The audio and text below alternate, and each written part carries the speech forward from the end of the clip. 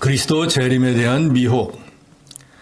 바울의 전도 초기에 있어서 모든 교회에서 예수님의 재림은 아주 중요한 문제였습니다. 그런데 이 재림의 문제가 특별히 데살로니가 교회에는 더욱 만연했습니다. 그래서 이 데살로니가 교인 중에 어떤 사람들은 이 주님의 재림이 곧 있을 건데 이거 뭐 주님 곧 오실 텐데 일은 해서 뭐하나, 공부해서 뭐하나, 주님 오실 때가 다 됐으니까 그냥 무의도식하면서 오시면은 그냥 우리는 이제 천국에 가서 편안하게 살 건데 하고 재림을 준비하라고 주님의 재림에 대해서 가르쳤더니 주님이 금방 오실 것이니까 이 육신의 일을 그치고 편안하게 있다 천국에 가겠다 하고는 이런 게으른 사람들이 생겨났습니다. 그래서 바울은 이 데살로니가후서 2장에서 주님의 재림에 대해서 너희가 오해한 것들이다. 그리고 주님이 재림하시는 날에는 여러 가지 징조들이 있는데 그런 것들이 지금 너희 눈에 보이지도 않으면서 너희가 주님의 재림이 임박한 줄 알고 하던 일을 중단하고 오히려 주님의 재림을 준비하지 못하는 어리석은 자가 되었다는 것을 알려줌으로써 이제 정말로 주님이 오시기 전에 믿음의 준비를 잘하라 하는 것이 여기 2장의 내용입니다. 1절로 2절에서는 그러기 때문에 아직 주님이 정말로 오시지도 않았는데 마치 내일이라도 올 것처럼 미혹하는 그런 사람들을 조심하라는 것입니다.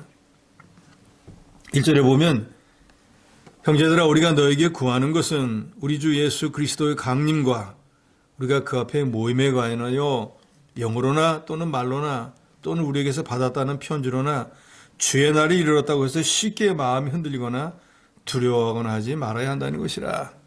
그러니까 주님의 재림은 분명히 있을 거지만 갑자기 오늘 오실 것처럼 준비를 하라는 거지 오늘 올 거니까 오늘 오시는데 뭐 일할 필요 뭐 있나 하고 이런 안일주의에 빠지면 안 된다는. 또 이렇게 미혹하는 사람들이 있는데 그 사람들의 말을 믿고 경거망동해서도 안 된다는 것입니다. 우리가 종말론 이 세상에 주님이 오시면 세상이 말세고 모든 것이 끝난다고 하는 것은 그런 말세가 돌아가기 전에 우리가 믿음을 준비하라는 거지. 말세가 되었으니까 이제 아무것도 하지 말고 있다 주님 만나자. 그런 안일주의에 빠지라는 것이 아닙니다. 그래서 종말론은 우리에게 우리가 그렇잖아요. 우리의 인생을 살아와서 내 개인의 수명이 얼마 안 남았구나. 그럼 하나님 앞에 갈 때가 됐으니까 이거 주님 앞에 설 때 부끄럽지 않도록 준비를 해야겠다.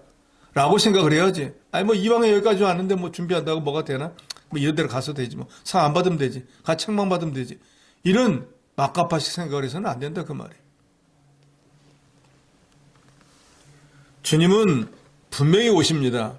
그러나 그 때시 어느 때 오시는지는 누구도 모릅니다.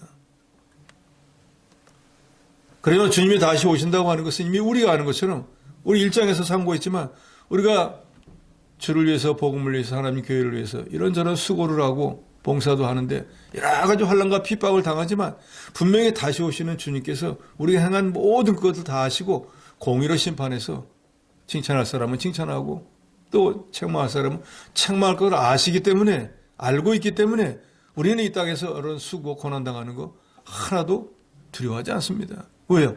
장차 우리 주님 앞에 가면 주님이 다 알아서 판단해 주실 것이기 때문에. 그렇기 때문에 내일 모레 주님이 온다, 뭐 내년에 온다 하고 미혹하는 사람들, 주님이 언제 오실지 분명히 모른다고 하는데도 불구하고 그런 날짜를 정해놓고 시간을 정해놓고 아니면 자기가 아예 예수라고 하는 재림주라고 하는 이런 이단주의자들에게 속아서 여기 2절 하반절에 있는 것처럼 마음이 흔들리거나 두려워하거나 하지 말도록 하기 위해서 이 편지를 사도 바울이 썼다는 것을 말하고 있습니다. 말세에는 무엇보다도 미혹을 조심하라고 예수님도 말씀했습니다.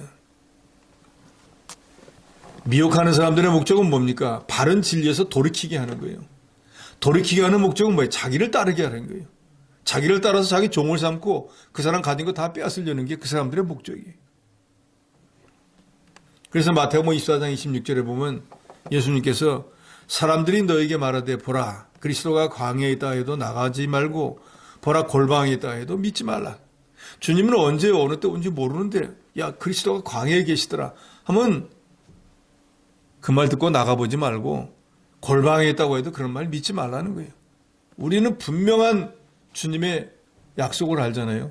분명히 주님이 다시 오신다 하는 약속이 있지만 그 날과 시는 모른다 하는 말씀을 이미 우리에게 주셨기 때문에 오시는 건 분명하지만 어느 날인가는 모른다 그 말이에요. 우리는 준비할 것뿐이에요.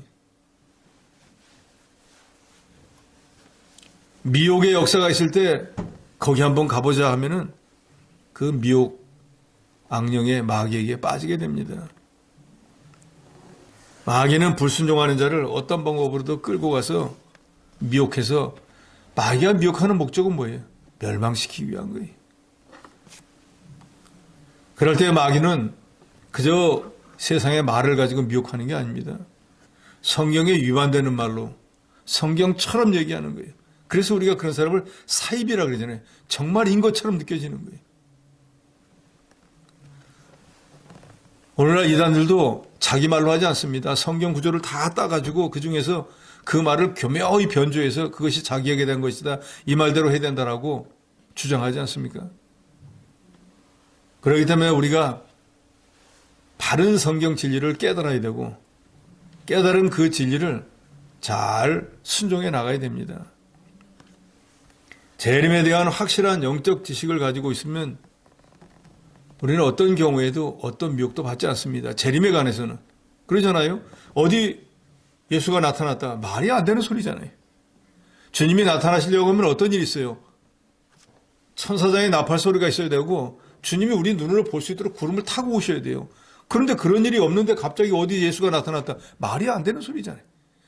그러니까 그런 말에 미혹을 받을 이유가 하나도 없다는 거예요. 흔들리거나 두려워하거나 하지 말아야 된다는 것이. 예, 간단한 이 진리 하나도 바로 깨닫지 못하니까 그게 옳은가 그런가 판단이 안 돼서 미혹에 빠지고 이 말세에 영적 혼돈에 빠지게 되는 것입니다. 죄의 재림은 분명히 있습니다. 그러나 그 날과 시는 누구도 모릅니다. 그러니까 거듭거듭 말씀드리지만 이 땅에 살고 있는 성도들은 주님이 다시 오실 것을 분명히 믿는다고 하면은 주님 앞에 부끄럽지 않게 나타나기 위해서 믿음의 준비만 하면 되는 거예요. 오늘 올까 내일 올까 내년 올까 이런 건 우리가 관심사가 있을 필요도 없습니다. 안식교는 1844년 10월 20일에 예수님의 재림이 있을 거라고 주장했지만 예수님은 오시지 않았습니다. 그러니까 할 말이 없으니까 영적으로 우리 눈에 보이지 않도록 재림했다. 억지 주장을 하고 천년왕국도 이미 시작되었다. 여호와의 증인들은 그러고 있습니다. 성도는 이런 것들에 마음이 움직이거나 진짜 정말 주님이 재림하셨나 하고 의심하거나 두려워하지 말아야 돼요. 예수님이 재림하실 때는 마태복음 24장 27절에 보면 번개가 동쪽에서 서쪽까지 번쩍인 같이 온 세계가 다 알 수 있도록 오신다 그랬어요. 그러니까 예를 들어서 뭐 우리나라 어디에 예수가 왔다 말이 안 되는 소리잖아요. 온 세계가 다 알도록 했는데 주님이 거기 왔다. 그러면 그 말은 이해가 되지만 우리나라밖에 알지도 못하고 다른 나라 아무도 모르는데 무슨 주님이 왔다는 거예요. 또 주님이 사도행전 1장 11절에 본 것처럼 주님이 모든 제자들이 다 보는데 하늘로 올라간 것처럼 이 우주에 이 지구에 있는 모든 사람이 다 볼 수 있도록 주님이 오셔야지. 그게 오신 거라 그 말이에요. 그런데 소리 소문도 없이 어디 예수님이 오셨다라고 하니까 그 말이 정말 그러한가 해가지고 궁금 반 호기심 반 미혹으로 가면은 빠지게 되는 것입니다. 그래서 말세의 때는 이제 3절로부터 12절에 어떤 현상들이 일어나는가를 바울이 좀 자세하게 설명을 합니다. 3절에 누가 어떻게 해도 너희가 미혹되지 말라. 먼저 배교하는 일이 있고 저 불법의 사람 곧 멸망의 아들이 나타나기 전에 그 날이 이르지 아니하리니. 멸망의 사람은 우리가 흔히 적그리스도 예수 그리스도를 대적하는 자들이 나타나기 전에는 주님의 재림이 이루어지지 않는다 그랬습니다. 그런데 그런 일이 일어나기 전에 제일 먼저 어떤 일이 있나? 배교하는 일이 있다고 했습니다. 배교 또는 배도라고 하는데 예수 그리스도의 도를 배반하는 자다 그 말입니다. 예수님 말세에 어떤 일이 있고 어떤 징조가 있을까요? 하고 제자들이 물어보니까 사람의 미혹을 받지 말라라고 제일 먼저 말씀했습니다. 주님이 재림하기 전에는 그렇기 때문에 배도하는 자들이 많이 나옵니다. 예수를 믿다가 갑자기 변절을 해가지고 이 교리에서 떠나고 믿음에서 떠나는 사람들이 나온다는 것입니다. 그런데 그게 정말로 이 시대에 비일비재하게 일어나고 있습니다. 배도라고 하는 것은 믿음의 변절, 즉 믿음에서 떨어지는 것을 말합니다. 역사상으로도 배도하는 일이 수없이 일어났습니다. 중세시대의 천년은 신앙적으로 변절된 시대였습니다. 왜요? 성경 말씀대로 하지 않고 거기다가 성경 외의 것을 단뜻 끌어다가 천주교가 교인들을 교회 안에만 구원이 있다. 성경에 어디 성경에 그런 말씀이 있어요. 그런데 천주교에서는 교회 밖에는 구원이 없다는 거예요. 교회 안에만 구원이 있다. 그러니까 구원받고 싶은 사람은 교회를 무조건 나와야 되는 거예요. 그런데 그 사람들이 가르치는 성경은 뭐예요? 라틴어로 돼 있어가지고 라틴어를 모르는 신부들은 읽지도 못해요. 더더욱이 일반 성도들은 신부들이 라틴어로 읽어줄 때 그게 무슨 소리인지 몰라요. 라틴어 자체를 모르니까. 그러니까 그 라틴어로 되어 있는 성경을 읽고 해석을 해준다고 해도 그 말이 옳은지 그런지 판단할 수가 없어요. 또 중세시대에는 개인이 성경 소유하는 게 불법이었어요. 아무도 집에 성경을 갖지 못합니다. 오직 신부들만 성경을 갖고 있는 거예요. 그러니 읽어본 적이 없는 말을 하니까 그 말이 옳은지 그런지 그 사람들이 말하는 걸 그대로 들을 수밖에 없는 거예요. 신부가 깨닫지 못해갖고 이단을 얘기해도 그렇다라고 하나님 말씀으로 믿을 수밖에 없다 그 말이에요. 그래서 1517년에 루터를 비롯한 종교개혁자들이 이렇게 그리스도의 참된 도를 어기고 그릇된 길로 나가는 천주교를 개혁해야 된다라고 해서 종교개혁을 일으키고 그런 교를 따라가는 사람을 개신교 프로테스탄트, 기존의 모든 세력과 모든 교리를 반대한다 하는 저항자들이라는 뜻으로 프로테스탄트 개신교가 된 것입니다. 그리고 종교개혁의 유일한 목적은 뭔가? 성경으로 돌아가자는 거예요. 다른 거 믿지 말고 성경만 믿자는 거예요. 그런데 종교개혁이 1517년에 일어나는데 지금이 2000년대 아닙니까? 500년이 지나고 난 뒤에 이런 여러 신앙들이 점점 사그러져 가지고 오늘날에도 멀쩡한 성경을 두고 성경이 옳다 그르다 하고 신신학자들 나와서 성경을 제대로 가르치지도 않고 어디는 틀렸다고 하고 어디는 옳지 않다고 하고 자유주의 신학은 그래서 성경의 신적 권위, 성경의 무호성, 예수 그리스도의 성육신, 신성, 여러 가지 기적, 대속, 부활, 재림을 부정합니다. 그러면서도 자기가 예수 믿는 신학자라는 거예요. 기가 막힌 일 아닙니까? 디모데후서 4장 3절로 4절에도 보면 말세에는 사람들이 바른 교훈을 받지 않고 귀가 가려워서 자기 사욕을 따를 스승을 많이 두고 그 귀를 진리에서 돌이켜 허탄한 이야기를 따르리라. 그러니까 말세 때가 되면은 주님 오실 때가 되면 배도하는 자, 예수 믿다가 그 진리를 버리고 그릇된 교리를 따라가는 사람들이 허다하게 나온다는 거예요. 또 3절에 저 불법의 사람 곧 멸망의 아들이 나타난다 그랬습니다. 불법의 사람 곧 멸망의 아들은 말세에 나타나는 거짓 선지자, 거짓 그리스도, 통칭해서 적그리스도를 가리킵니다. 그래서 마태복음 24장 24절에 보면 예수님께서 거짓 그리스도들, 거짓 선지자들이 일어나 큰 표적과 기사를 보여 할 수만 있으면 택하신 자들도 미혹할 것이라 그랬습니다. 그러니까 저 여러분같이 예수 믿고 구원을 얻는 자들도 미혹한다는 거예요. 근데 지금 우리 한국이 그렇잖아요. 구원파, 다른 이단들은 믿는 사람들을 골라가지고 자기들이 교리를 따라야 된다고, 자기들만 구원이 있다고, 일반 불신자를 전도하는 게 아니에요. 그런데 이렇게 마귀가 이적과 기사로 믿는 사람들을 미혹하는 것을 왜 하나님이 허락하실까? 그것은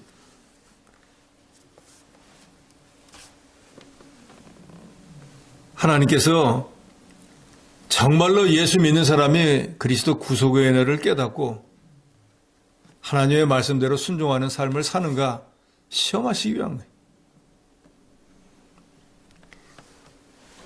순종치 않는 자를 심판하려 하신다 그랬습니다.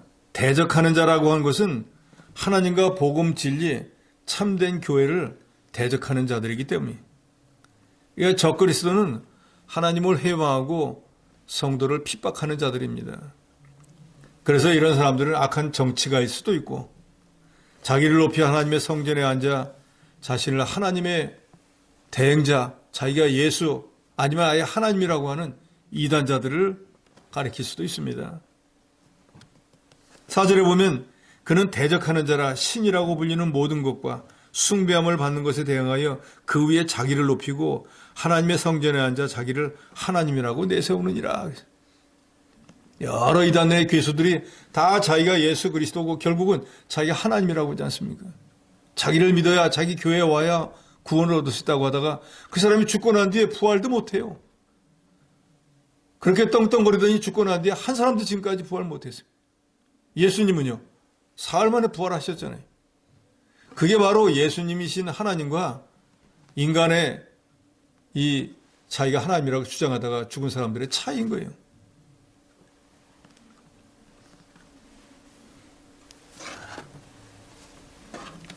오절에 내가 너희와 함께 있을 때 이 일을 너희에게 말한 것을 기억하지 못하느냐? 너희는 지금 그로 하여금 그의 때에 나타나게 하라 막는 것이 있는 것을 아나니 불법의 비밀이 활동하였으나 지금은 그것을 막는 자가 있어 그 중에서 옮겨질 때까지 하리라 그랬습니다. 불법의 비밀은 3절의 불법의 사랑과 동일한 것으로 거짓 선지자, 거짓 그리스도, 통칭해서 적 그리스도를 가리킵니다. 막는 자는 거짓 선지자와 그리스도에 대해서 대항하는 정통주의 신학자, 바른 진리를 파수하는 많은 성도와 교회를 가리킵니다.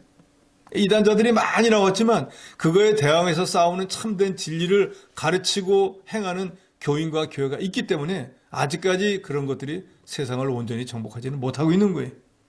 그러니까 주님이 아직까지 오시지 않는다 그 말입니다. 적그리스도에 대해서 적그리스도가 국가를 막는 강한 국가들을 가리키기도 하고 또 경제적 공경에 빠져서 크게 일어나지 못하게 되는 것을 가리키기도 하고 참된 성도들을 갖다 미혹해서 멸망케 만드는 사람들도 적그리스도이며 불법의 세력이 온 세상을 덮고 세상 사람들이 다 그 사람들을 따라가고 거짓 선지자들이 그런 사람들과 야합해서 참교회를 핍박할 것이라는 것을 계시록 13장에도 보면은 기록해 놓고 있습니다. 그래서 그런 일이 온 세상에 누구나 볼 수 있게 관영되면 가득 차면 그때 이제 주님이 오신다는 것이.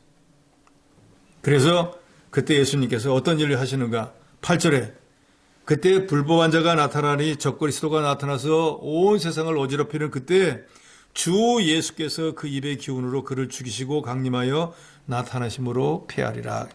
그때 온 세상이 이제 더 이상 어떻게 할 수 없게 돼버린 적그리스도로 가득 찼을 때 그때 주님이 재림하셔서 그 사람들을 심판해서 입에 뭐라 그랬죠? 기름이 입의 기운으로 그 사람들을 다 죽인다 그랬습니다. 입의 기운으로 죽인다는 것은 말씀으로 심판하신다 그런 뜻이겠죠. 9절에 악한 자의 나타남은 사탄의 활동을 따라 모든 능력, 표적, 거짓, 기적과 불의의 모든 속임으로 멸망하는 자들에게 있을 것인데 이는 그들이 진리의 사랑을 받지 아니하여 구원을 받지 못함이라 그랬습니다. 마귀도 능력과 표적 기사를 행합니다. 그래서 마태복음 24장 24절에 예수께서 말씀하신 것처럼 거짓 그리스도, 거짓 선자들이 일어나서 큰 표적과 기사를 보여 할 수만 있으면 택하신 자들도 미혹한다 그랬습니다. 말세에는 마귀가 할 수만 있으면 택한 자라도 넘어뜨려서 자기 종을 삼으려고 합니다. 문제는 이렇게 미혹의 이단에 빠지게 되면 일생 동안 신앙생활하는 모든 것들이 다 헛것이 되어버리는 거예요. 일생 동안 자기가 구원 이뤄 나가기 위해서 애썼던 그런 모든 것들이 순식간에 다 무너져 버리고 맙니다. 마귀도 영물이기 때문에 신비한 능력이 있어서 사람이 할 수 없는 능력, 표적, 기사 행할 수 있습니다.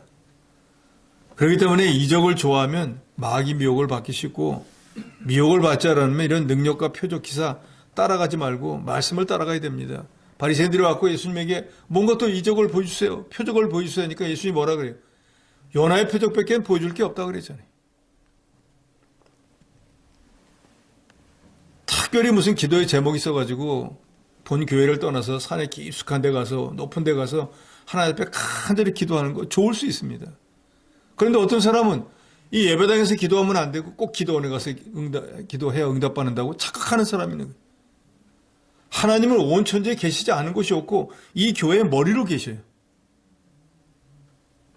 그러니까 장소에 따라서 주님이 임재하시고 임재 안 하시는 것이 아니에요. 기도원에만 계시고 자기 본교회에서는 역사 안 하시는 것도 아니라 그 말이에요. 그러니까 이런 것도 깨달아야 됩니다. 특별한 목적을 가지고 번잡하지 않게 가서 자기가 시간을 내어서 하나님 앞에 조용한 것에 기도하는 그건 좋은 거예요. 그러나 거기만 하나님이 계시기 때문에 거기서 구한다고 하는 생각은 잘못된 것이라 그 말이에요.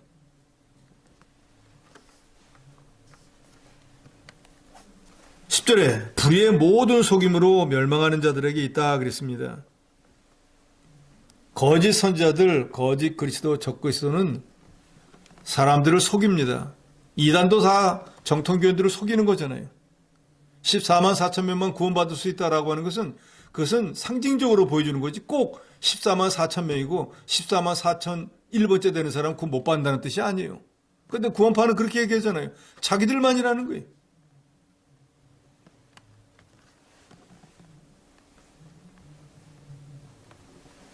성령의 역사, 사탄의 역사를 분별할 수 있는 것은 성경밖에 없습니다. 성경 말씀에 비추어서 옳으면 그게 참된 이적이고 그렇지 않으면 그건 사단의 이적인 거예요.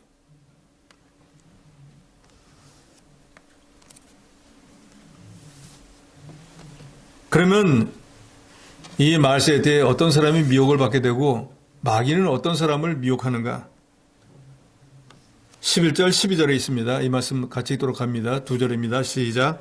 이러므로 하나님이 미혹의 역사를 그들에게 보내사 거짓 것을 믿게 하심은 진리를 믿지 않고 불의를 좋아하는 모든 자들로 하여금 심판을 받게 하렵니다. 그러니까 정통신학, 정통교리는 재미가 없어가지고 이상한 교리, 이단의 교리 그거 좋아하는 사람이 있으면 그걸 믿게 만들어서 결국 정통에서 떠나가지고 배도하고 그 배도한 결과 하나님의 심판을 받게 한다는 것이에요. 이 말을 거꾸로 생각해 보면 우리가 이 정통 교리, 정통 진리를 끝까지 파수할 수 있도록 하는 것도 하나님이 저와 여러분의 마음을 주장해 주시기 때문이에요. 그러니까 오늘 우리가 얼마나 그러니까 복된 자인가 그 말이에요. 우리 마음이 그릇된 교리로 따라가도록 하나님이 역사하면 어쩔 수 없이 거기 가가지고 여태까지 쌓아올린 거 다 무너뜨리고 결국은 하나님이 심판을 받아 멸망해 버리고 말 것인데 아직도 우리 마음을 딱 붙잡고 이 진리를 지켜나갈 수 있도록 파수할 수 있도록 하는 거 내 힘으로 내 뜻으로 된 게 아니라 하나님의 은혜이라 그 말이에요. 모든 게 그러잖아요. 우리가 제일 흔히 하는 말로 떠나보면 안다 그러잖아요. 지금 여기 살고 있는 게 얼마나 복된지 그 안에서는 뭐 못 느끼는데 집만 조금 떠나봐도 그냥 집이 얼마나 좋은지 금방 알잖아요. 그 집 떠나면 뭔 고생 얘기하잖아요. 정말로 이 정통교회, 정통신앙, 정통교리를 믿고 따르는 게 얼마나 복된가. 이단에 조금이라도 빠져있는 사람 한번 쳐다보면 아이고 내가 참 복이 있는 자를 금방 알 수 있잖아요. 또 그런 이단에 가서 나오질 못해가지고 애가 터져갖고 있는 사람들을 볼 때 나는 웬 복으로 이런 이 정통교단의 정통교리를 잘 지켜가고 있을까? 저와 여러분이 지금은 누구나 다 그렇지라고 생각하지만 그렇지 못한 사람을 보면은 우리가 참으로 얼마나 복된 사람인 것을 알 수 있습니다. 이렇게 피곤하고 이렇게 어렵게 믿어야라고 생각하지만 그렇게 널널하게 편안하게 믿는 것처럼 보이는 그 사람보다 우리가 100배 1000배 행복한 자인 줄로 믿으시기 바랍니다. 멸망할 자들에게 마귀가 임하는 거예요. 예수님이 마귀를 어떻게 물리쳤습니까? 말씀으로 다 물리쳤잖아요. 그러니까 자기 신앙을 굳게 지키고 말씀대로 사는 사람은 마귀가 어떻게 하지 못합니다. 왜요? 이 말씀이라는 게 하나님이잖아요. 예수님이 세상에 오신 목적이 뭡니까? 마귀를 멸하기 위해서 오신 거잖아요. 그러니까 하나님의 말씀대로 사는 사람은 마귀가 제일 무서워하는 거예요. 그런데 뭔가 조금만 솔깃해가지고 이 하나님 말씀보다 사람의 말을 따라가기를 좋아하는 사람은 이인의 미혹에 빠지게 되어 있습니다.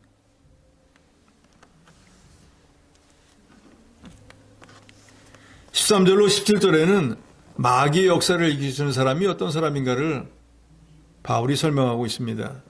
1절에 13절에 주께서 사랑하시는 형제들아, 우리가 항상 너희에 관해서 마땅히 하나님께 감사할 것은 하나님이 처음부터 너희를 택하사 성령의 거룩하심과 진리를 믿음으로 구원을 받게 하심이니. 바울이 데살로니가 교회를 위해서 항상 기도하면서 감사한 이유는 하나님의 사랑을 입어서 데살로니가 교인들이 구원을 받았고, 또 사도 바울을 통해서 겨우 새 안식일 하나님 말씀, 진리의 말씀을 들었음에도 불구하고 그 말씀을 그대로 믿고 구원받았기 때문입니다.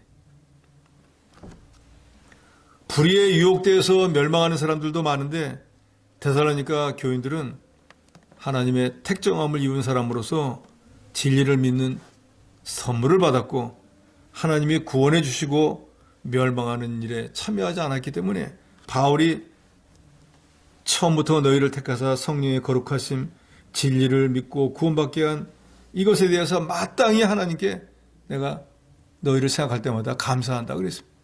이건 오늘 이 시대의 저와 여러분도 마찬가지예요. 하나님이 저와 여러분을 이미 택자로 예정해 놓아서 때가 돼서, 믿은 때는 서로 다르겠지만 하여튼 그 정한 때가 되어서 예수가 구주로 믿어져서 우리가 이 하나님의 교회에서 지체로서 이 예수 믿는 일, 진리를 따라가는 일을 잘 감당하고 있는 거 하나님이 기뻐하실 일입니다. 하나님의 데살로니가 교회를 택했기 때문에 그대로 그들을 구원하시기 위해서 사도 바울을 보내어서 복음을 전하게 하고, 그 말씀을 들었을 때 그 데살로니가 교인들이 믿고 구원받은 그것이 하나님께 감사할 일이고, 또 그런 믿음을 지금까지 지켜오고 있는 것이 더욱더욱 하나님 앞에 감사한 일이라고 그랬습니다. 배도하는 일이 있다 그랬잖아요. 중간에 믿다가 무슨 일이 있어가지고 되돌이키고 아예 다른 이 종교를 믿는 그런 사람들도 얼마나 많습니까? 우리 주변에도 그렇잖아요. 같이 신앙생활 했다가 중간에 무슨 일이 있어가지고 믿는 일을 아예 중단해버렸다든지 아니면 아예 다른 종교를 가버렸다든지, 그런 사람들 볼 때마다 우리가 마음이 얼마나 안타깝습니까? 그런데 지금 여기 계신 분들은 거의 처음부터 지금까지 그대로 한 자리를 지키고 있어요. 이게 얼마나 감사한 일이에요. 뭐 내가 여기 있으니까 자기 마음대로 되는 일이 세상에 아무것도 없잖아요. 분명히 우리가 방금 전에도 말했지만 마귀의 미혹을 받도록 하는 것도 하나님이 허락해야 되는 것인데, 그렇지 않고 이렇게 이 교회에 오랫동안 신앙생활을 할 수 있도록 해주신 것 또한 하나님의 은혜인 것이. 신자가 진리의 신앙에 굳게 서서 거짓 선지자, 거짓 그리스도 유혹에 동요되지 않고 모든 환난과 시험을 믿음으로 잘 통과해야 됩니다.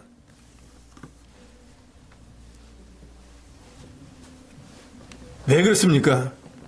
14절에 이를 위하여 우리의 복음으로 너희를 부르사 우리 주 예수 그리스도의 영광을 얻게 하려 하심이라 그랬습니다.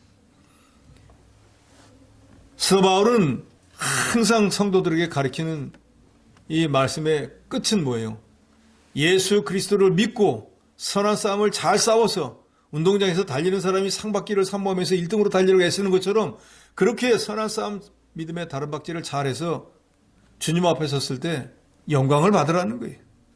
그러니까 우리가 신앙생활한 연조가 사람마다 틀리잖아요. 수십 년을 한 사람도 있고 있지만 그 한 거만큼 주님 앞에 가서 인정받는 사람이 되라는 거예요. 저 역시 그렇고 여러분들에게 그걸 요구합니다. 우리가 신앙생활을 한 것만큼 그만큼 주님 앞에 가서 인정받아야 된다 그 말이에요.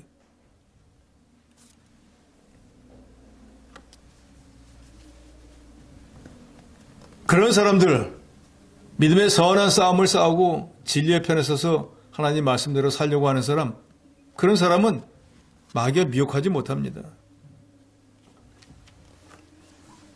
15절에 그러므로 형제들아 굳게 서서 말로나 우리의 편지로 가르침 받은 전통을 지키라. 여기 바울이 말하는 전통은 뭐예요? 정통 복음, 하나님 말씀을 그대로 지키고 순종하는 삶을 살라는 것입니다. 이 성경의 말씀은 우리 신앙과 우리 신앙생활의 표준입니다. 또 우리가 하나님 앞에 섰을 때 우리가 행한 모든 것에 대한 심판의 판단 기준도 이 성경 말씀대로 했는가 안 했는가예요.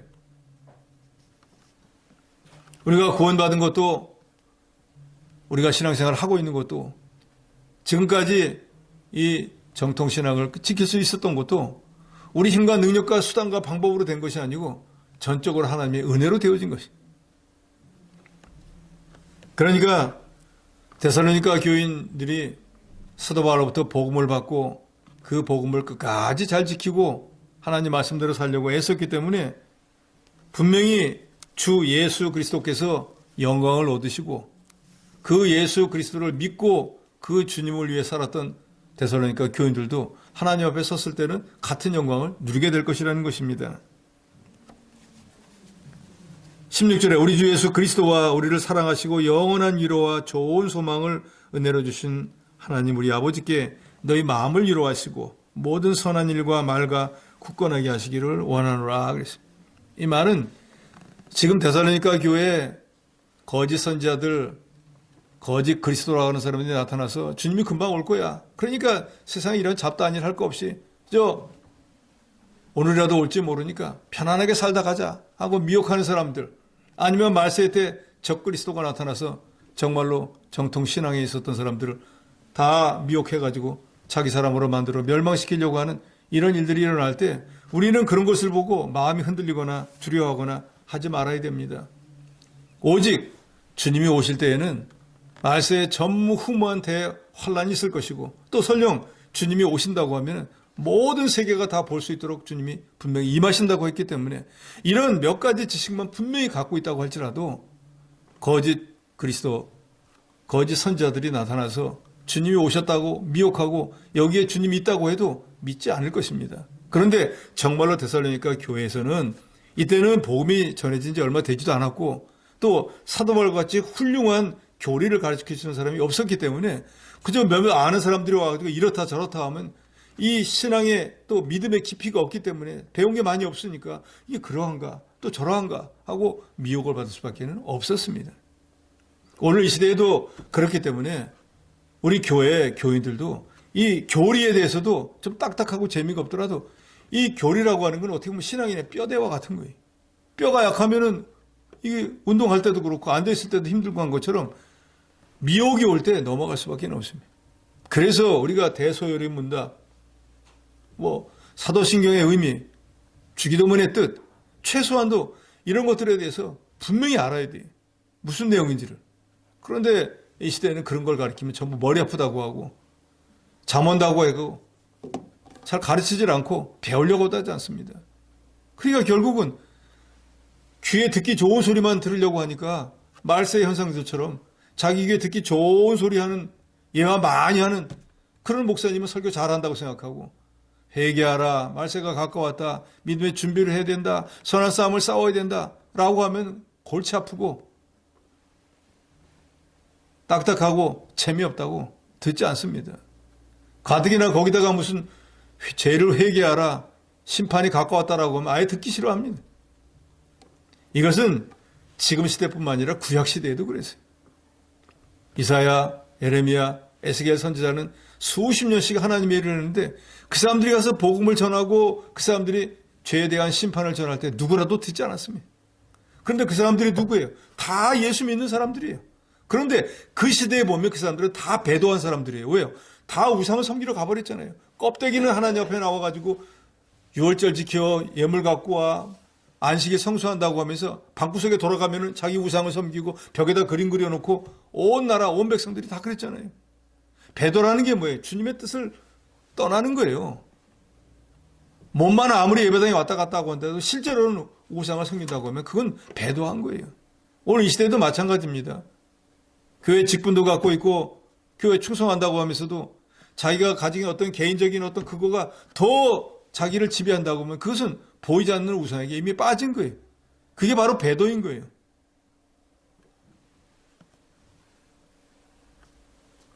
행복한 가정의 조건도, 주님이 기뻐하시는 가정의 조건도 제일 첫 번째가 여호와 경외 아닙니까? 그것은 하나님이 우리 믿는 사람들의 제일 앞에 두어야 된다는 거예요. 하나님의 통치를 제일 먼저 받아야 된다는 걸 말하는 거예요. 내 생각이 있지만 주님의 뜻을 따르고, 내가 가려고 하는 것보다도 주님이 가라고 하는 길을 가고, 내 일보다도 주님의 일을 먼저 하고, 그럴 때 가정부터 그런 걸 배웠으면은 그런 가정, 그런 사람은 하나님이 형통한 길을 인도해 준다는 것입니다. 말세의 현상에 대해서는 이미 우리가 다 알고 있습니다. 더더욱이 주님이 오시는 그 때와 시는 누구도 모릅니다. 그런데 미혹하는 자들은 안다고 하고 있다고 하고 자기가 그 사람이라고 하고 미혹하고 있어서 데살로니가에서는 실제로 그런 문제 때문에 교리적으로 영적으로 여러 가지 혼돈이 있어서 마땅히 일해야 될 사람 일하지 않고 허송세월하고 무의도식하면서 주님 오실 때만 바라보고 있는 그런 한심한 일이 일어났기 때문에 사도 바울이 주님이 오실 때와 시는 누구도 알지 못하고, 만약에 그렇게 말하는 사람이 있으면 그 사람들이 바로 적그스리도이고, 실제로 주님이 재림하실 때는 온 세상에 주님을 대적하는 자들이 다 나타나서 그때 주님이 오셔서 말씀으로 심판해서 멸망시키고 이 세상에 끝이 올 거라고 말했습니다. 그러니까 이 시대를 살아가는 저와 여러분들도 이런 거짓 그리스도, 거짓 선지자, 적그리스도에게 속지 말고 우리가 해야 될 일은 주님 오시기 전에 우리의 믿음을 잘 준비해서 주님 앞에 섰을 때 책망받지 말고 칭찬과 상급, 존귀와 영광을 받는 그런 저 여러분이 되어야 되겠습니다.